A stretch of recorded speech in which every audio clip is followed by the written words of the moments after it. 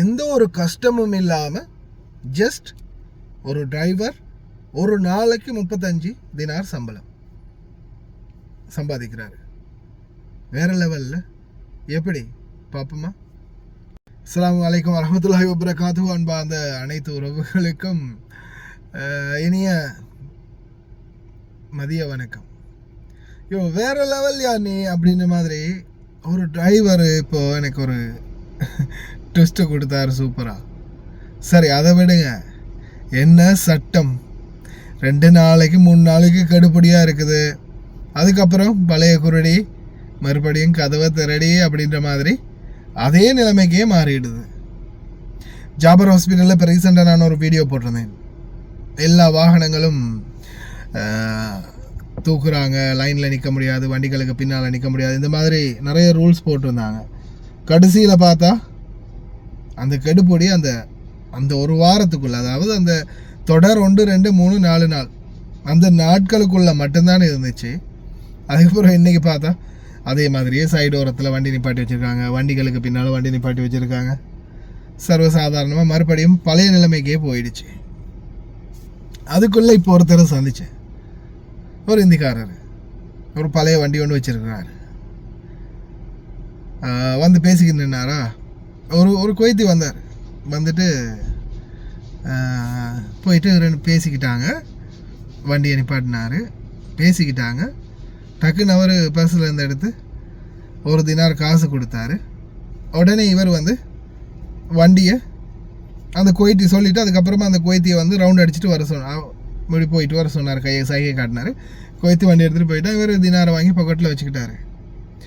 அதுக்கப்புறமா நோட்டமிட்டுக்கிட்டே இருக்கிறேன். பைப்புள் அப்படியோ போகுது. அந்த குவைத்தி அப்படியோ வந்து ரவுண்ட் அடிச்சுட்டு திருப்பி இங்கே வரும்போது சரியாக அந்த குவைத்தியோடைய எல்லா வண்டியும் பாஸ் ஆகுது. அந்த குவைத்தியோடைய வண்டி வரும்போது உடனே இப்படி கையை காட்டிட்டு இந்த ஆள் வண்டியை எடுத்துகிட்டு போயிட்டாரு. குவைத்தி வந்து வண்டியை போட்டான். நான் சும்மா அந்த நக்கலுக்கு மாதிரி சும்மா கிண்டலுக்கு மாதிரி ஷரே தப்பா இருக்கேன் அப்படின்னு சொல்ல, ஏவல்லா சுனுசாவை லாசும் சேதே மாக்கு கயர் அப்படின்னு போகிறாரு. ஆமாம், வாங்கிட்டேன், என்ன பண்ணுறது, இதுதான் பண்ண முடியும், வேறு வழி இல்லை அப்படின்ட்டு அந்த குவைத்தி வந்து சிரிச்சுக்கிட்டே போகிறாரு. மறுபடியும் பார்க்குறேன், இந்த பைப்பில் சுற்றுது பார்க்கிங்கில். எங்கேயாவது பார்க்கிங் கேப் கிடைக்கும்போது டக்குன்னு உள்ளே சொருகிடுது. அதே டீலிங்காக பண்ணுது. இப்போது நான் வந்து சும்மா போனேன், போய் பேச்சு கொடுத்தேன். கேட்கும்போது ஒரு நாளைக்கு குறைஞ்சது ஒரு 10 தினார்லேருந்து ஒரு 15 தினார் வரைக்கும். சில மாமாக்கள் வந்து உடனே 5 தினாரை காட்டுவாங்களாம். 5 தினார் கூட கொடுத்துருக்காங்களாம் பார்க்கினுக்கு. பாருங்கள், 5 தினாரை கொடுத்து பார்க்கினை வாங்கிட்டு போயிடுவாங்களாம். இந்த மனுஷன் சில டைமில் நான் ஒரு நாள் 25 தினார் 30 தினார் வரைக்கும் சம்பாதிச்சிருக்கிறேன் அப்படின்றாரு. நோகாமல் நொங்கு பிடுங்குற வேலை. எங்கேயும் போகிறல்ல, இந்த பிஸியஸ்ட் பார்க்கிங் பிளேஸுகளில் அப்படியே வண்டி எடுத்துகிட்டு சுற்றுறது. எங்கே பார்க்கிங் ஃப்ரீயாக இருக்குதோ டக்குன்னு கொண்டு போய் உள்ளே சொருகிறது.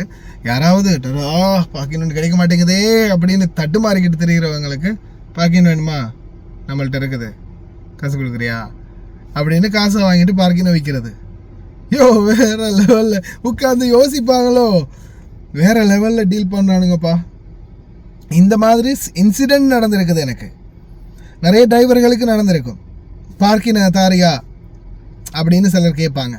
நானும் சில நேரங்களில் பார்த்துட்டு நார்மல் பார்க்கிங்கில் இருந்தால் சரி, நாம் டிரைவர் தானே, பரவாயில்ல, வண்டி எடுத்து போட்டுட்டு வெளியில் நிற்போம், வண்டிக்கு பின்னால் போடுவோம், முன்னாடி ஏதாவது வண்டிக்கு வந்து அப்புறம் பார்த்து மூவ் பண்ணிக்கலாம், சரி அவசரத்துக்கு தேடுறாங்க தாண்டி குவைத்திங்களுக்கு காசெல்லாம் வாங்குறது இல்லை, அப்படியே கொடுத்து விட்டுறது. சிலர் வந்து ஒரு தடவை ஒரு குவைத்தி வந்து 1 தினார் என்னுடைய அந்த வைப்பரில் சொருகி வச்சுட்டு போனார் வேணான்னு சொல்லும்போது. அப்போ சிலர் வந்து அப்படி செய்வாங்க. ஆனால் இதையே பயபுல தொழிலாக பார்க்குது.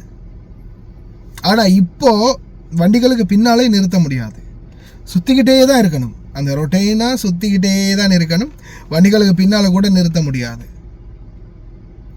அதுதான் பிரச்சனை. ஆனால் இப்போது ஒரு நாள் 2 நாள் சும்மா கடுப்படியாக ஹூன்னு நின்னாங்க. அதுக்கப்புறம் ஒன்றையும் காணும், எல்லாம். நானும் இன்றைக்கி எக்ஸைட்டடாக வந்தேன் சில இடங்களில்.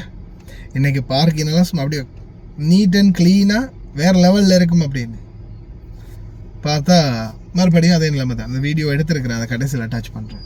மக்களே அதே மாதிரி பர்சனலாக கேட்குற ஒரு ஒப்பீனியன் இது டிரைவர்கள்ட்ட. நீங்கள் பாருங்கள், போலீஸ் வண்டியை நிறுத்தி வச்சு தவ்வார்களில் ஷுவைக்கில் 6ஆம் நம்பர் ரோட்டு மிஷரஃப் பயான் பாலம், அந்த நீல கலர் பாலம் இருக்கு இல்லையா, சபாசாலி மிஷரஃப் பாலம், அது கீழே உள்ள தவ்வார் சில இடங்களில் பாருங்கள் டிராஃபிக் இன்ஸ்ட்ரக்ஷன் பண்ணுவாங்க. முன்னாடி போலீஸ் வண்டியும் இல்லை, யாருமே இல்லை, சாதாரணமாக எல்லாரும் அவங்க இஷ்டத்துக்கு போகிற மாதிரி விட்டாலே நார்மலாக வண்டிங்க ரொட்டைனாக போயிட்டே இருக்கும். சில நேரங்களில் டிராஃபிக் போலீஸ் என்ன பண்ணுவாங்கன்னா வந்து அப்படியே பிளாக் பண்ணி தவ்வாரில் பாதியை மறித்து வண்டியை போட்டு பாதி அனுப்புறது, பாதியை நிறுத்துறது, பாதியை அனுப்புறது, இந்த மாதிரி பண்ணுவாங்க பாருங்கள். ஒட்டுமொத்த ரோடுமே ஸ்தம்பிதமாகி நிற்கும், அப்படியே டிராஃபிக் ஆகி நிற்கும். என்னுடைய பாபாவை நான் இப்போ வரும்போது கூட பாபா சிரிச்சுக்கிட்டே சொல்லிட்டு வந்தார், பாரு ரோடெல்லாம் ஃப்ரீயாக இருக்குல்ல, இந்த தவ்வாறு ஃப்ரீயாக இருக்குல்ல, 303 நம்பர் ரோட்டில் வந்து நாங்கள் தவ்வாருக்கு இறங்கி 6ஆம் நம்பருக்கு ஏறினோம், அப்போ ஃப்ரீயாக இருக்குல்ல, நிச்சயமாக டிராஃபிக் போலீஸ் இருக்காது அப்படின்னு சிரிச்சுக்கிட்டே சொன்னார். அப்படியே வந்து பார்த்தா உண்மைக்குமே டிராஃபிக் போலீஸ் இல்லை.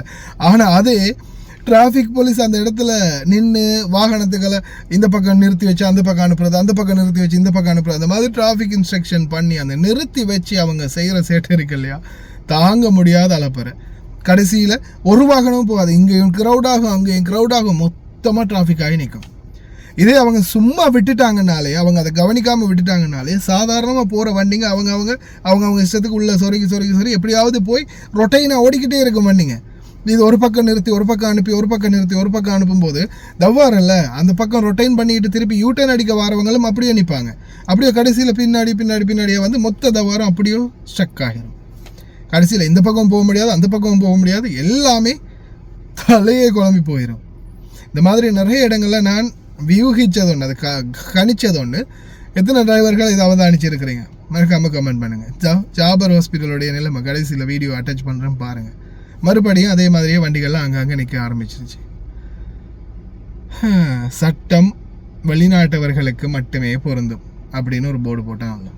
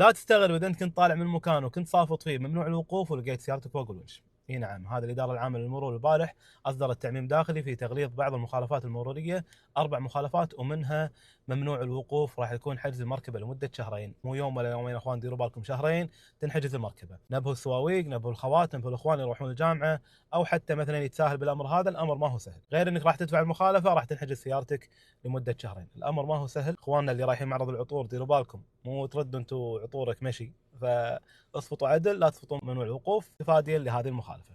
شارك الفيديو على حق ربعك واحبابك اذا شفت منه فائده.